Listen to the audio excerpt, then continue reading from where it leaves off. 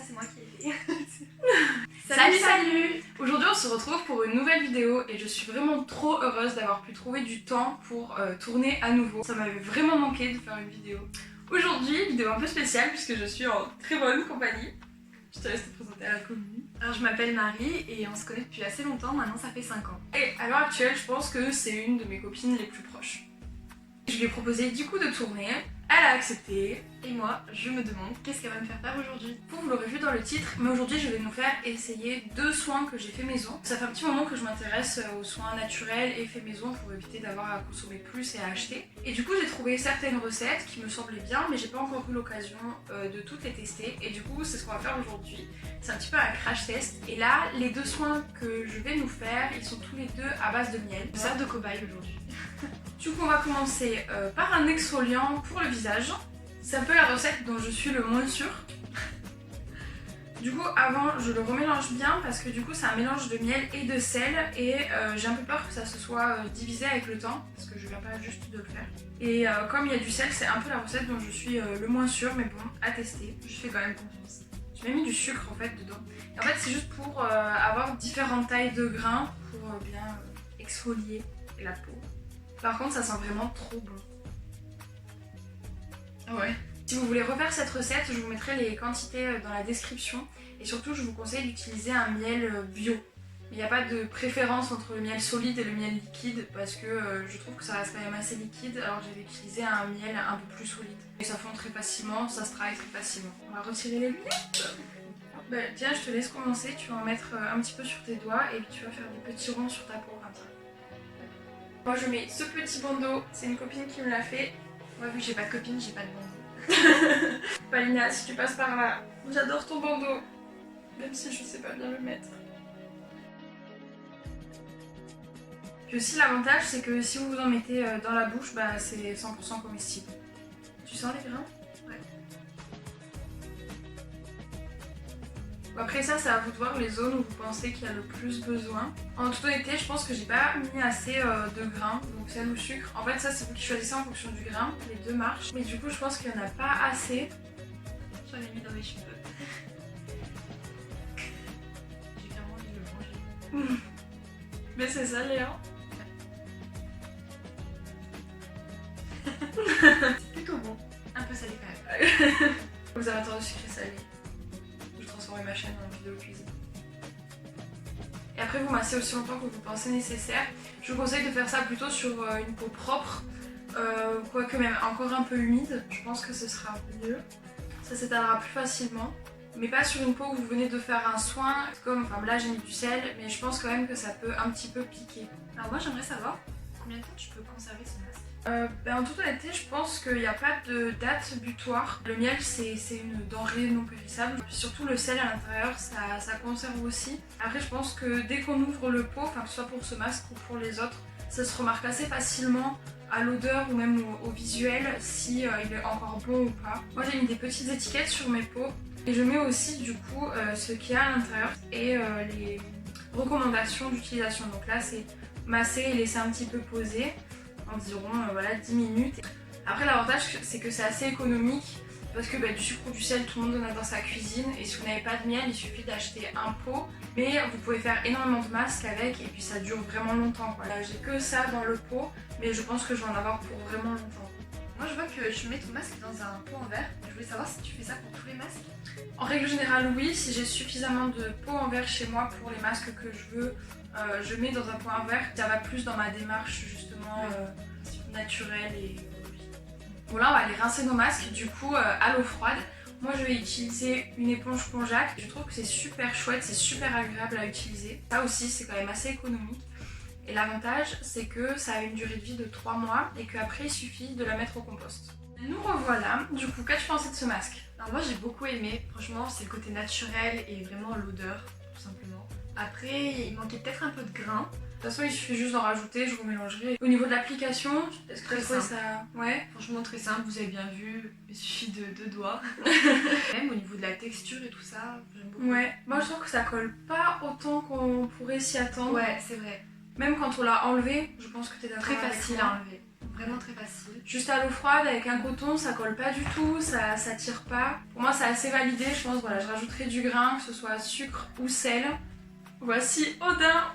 Et lui, qu'est-ce que tu en as pensé du masque? On n'en saura pas plus. Alors pour ce deuxième masque, je vous propose un masque hydratant. C'est un masque hydratant à base de miel aussi et de gel d'aloe vera. Pareil, je vous mettrai la recette en description.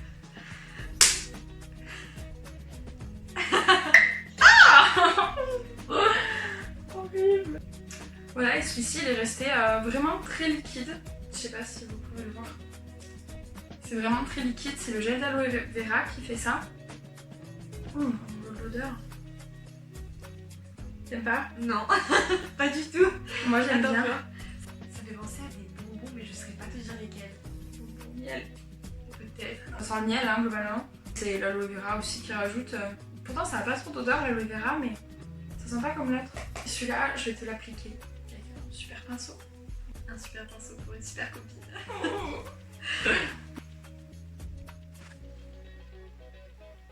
Je ressens beaucoup plus qu'il est liquide celui-là. Ça applique beaucoup plus facilement. Ouais. Avec le pinceau, c'est très agréable. Moi aussi, j'adore mettre les masques au pinceau.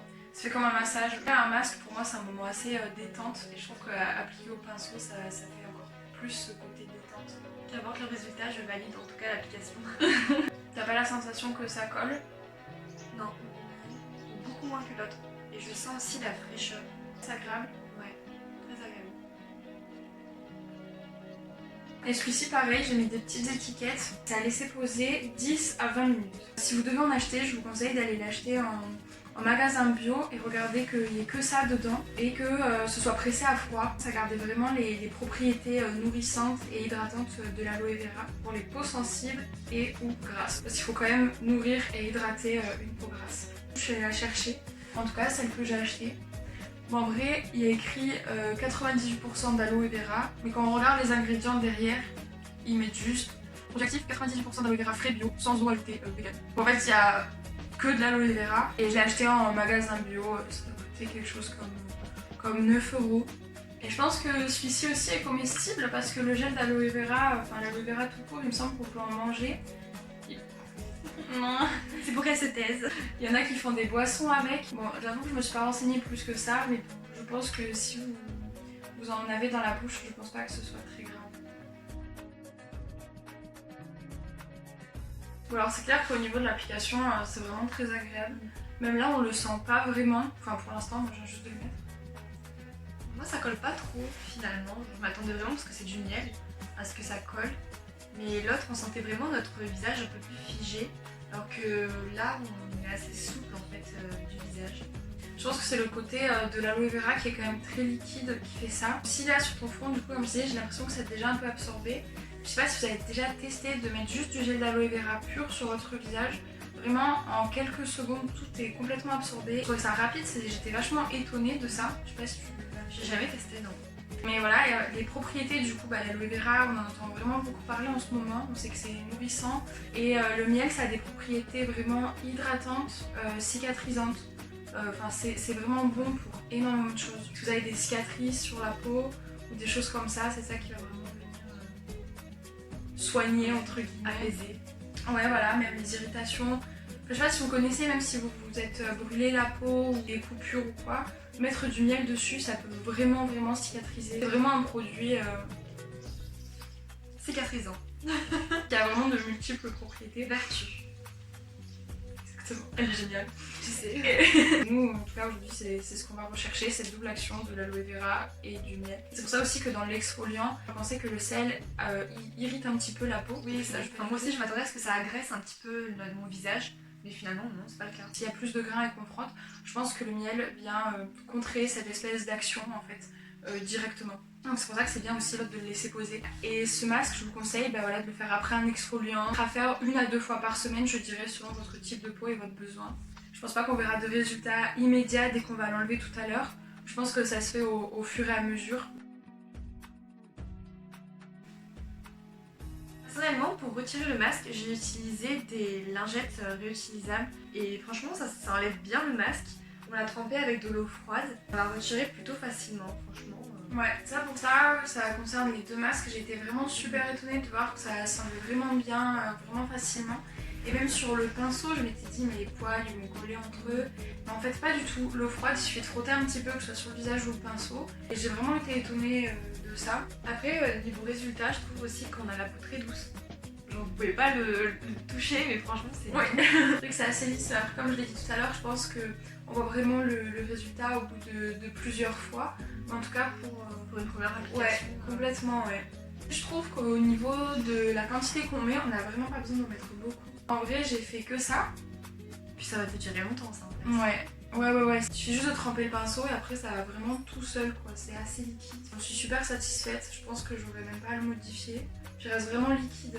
Il fige même pas, donc il n'y a même pas besoin de le mettre à côté d'une source de chaleur pour qu'il soit plus facile à appliquer et tout. Il reste vraiment comme ça tout le temps. Après, il y a certaines choses, je vous conseille vraiment de comparer. Les parapharmacies peuvent vendre vraiment les mêmes choses, genre même ça, voilà, vraiment les mêmes choses que des produits bio, juste parfois avec 1, 2 ou 3 euros moins cher. Et les parapharmacies, vraiment, j'ai découvert, ce sont des pépites en matière de soins, genre vraiment. Mon époux Jacques vient de là-bas et tout ça, donc je vous conseille d'aller faire un tour si ça vous intéresse. Je pense que je vous ferai plusieurs vidéos de ce genre pour différents produits que j'utilise, d'autres où je vais tester ou même d'autres où j'ai vraiment vu sur moi que ça fonctionnait vraiment. Bon bah du coup c'est pas trop mal, je pense que cette vidéo elle est assez réussie. Je vais vous mettre toutes les petites recettes en description en bas, je vous laisse m'identifier sur Instagram ou même me mettre en commentaire si vous avez testé et ce que vous en avez pensé, ou même si vous avez d'autres idées de vidéos, d'autres idées de masques, si vous avez apprécié ce concept, enfin tout ce que vous voulez, je vous laisse vous exprimer. Je vous mettrai aussi son Instagram juste là, je vous laisse aller vérifier, elle a des très jolies photos. Cette vidéo touche à sa fin, je vous laisse aimer, vous abonner et puis passez une bonne journée. Merci d'avoir regardé.